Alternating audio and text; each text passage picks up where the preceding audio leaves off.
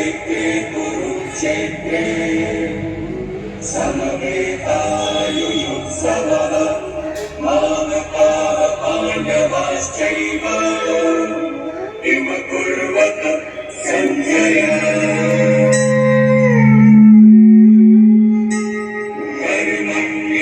कर्मण्येवाधिकारस्ते मा फलेषु कदाचन मा कर्मफलहेतुर्भूमा ते सङ्गोऽस्त्व कर्मणि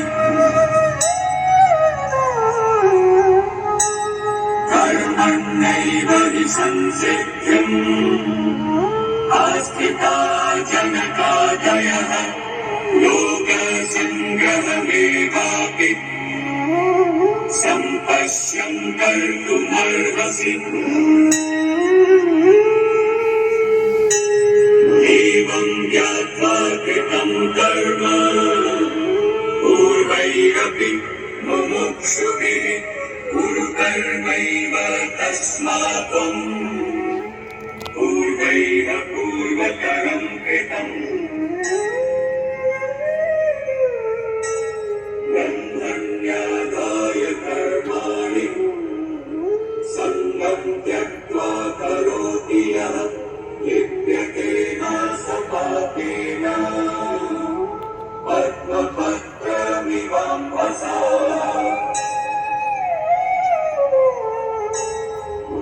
आत्मौपम्येन सर्वत्र समं पश्यति योऽर्जुन सुखं वा यदि वा दुःखम् स योगी परमो मतः मत्तः परतरं नान्यत् किञ्चिदस्ति धनञ्जय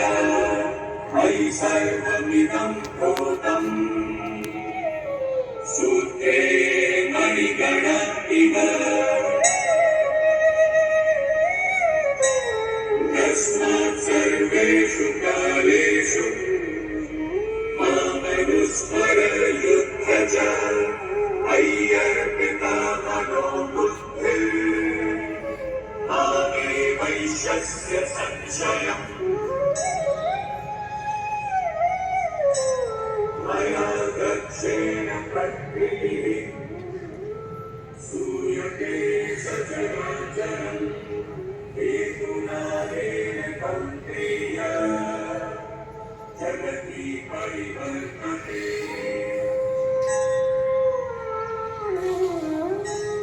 महर्षयः सप्त पूर्वे चत्वारो मनवस्तथा तद्भावा मानसा जाता येषां लोकमिमः प्रजः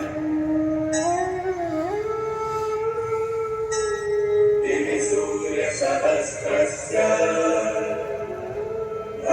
भवेद्युगपदुत्थिता यदि भासति सा स्यात्सस्तस्य महात्मनः संनियम्येन्द्रियग्रामम् सर्वत्र समबुद्धयः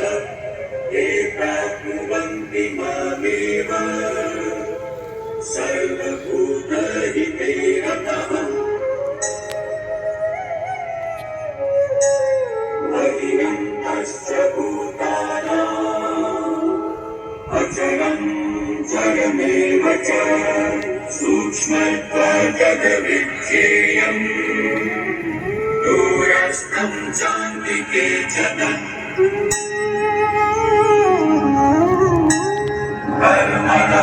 सुकृतस्याहुः सात्विकं निर्मलं फलं रजसस्तु फलं दुःखम् अज्ञानं तमसः फलम् शरीरं यदवाप्नोति यच्चाप्युत्क्रामतीश्वरः गृहीत्वैतानि संयाति वायुर्गन्धानिवाशयात्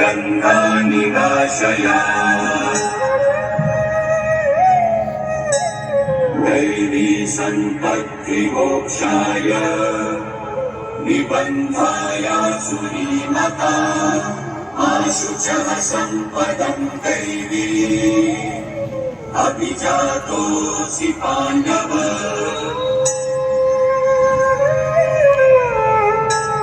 सद्भावे साधुभावे च सदित्येतत् प्रयुज्यते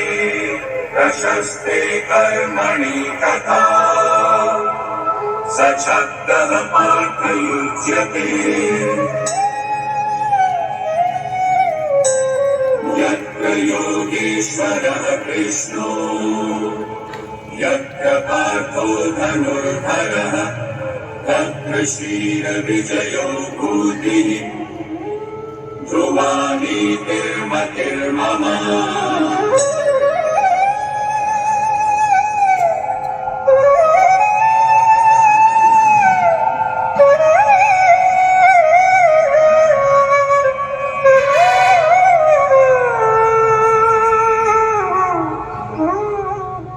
आइए